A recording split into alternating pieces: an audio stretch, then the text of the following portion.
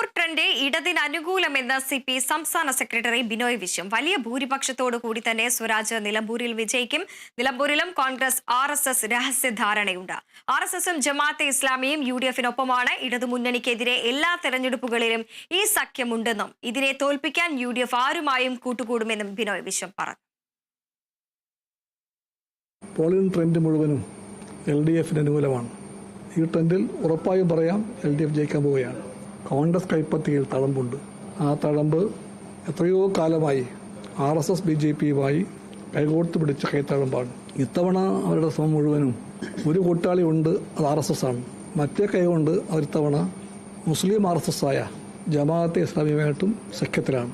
എപ്പോൾ തെരഞ്ഞെടുപ്പുണ്ടോ അപ്പോഴെല്ലാം പരോക്ഷമായിട്ട് കോൺഗ്രസിനും BJPയുമായിട്ട് കൂട്ടുകെട്ടുണ്ടാകാറുണ്ട്. എല്ലായ്പ്പോഴും എവിടെയെല്ലാം കോൺഗ്രസിന് ഇടതുപക്ഷമാണോ മുഖ്യ എതിരാളി, അവിടെയെല്ലാം കോൺഗ്രസ് ആരുമായിട്ടും കൂട്ടുകൂടും.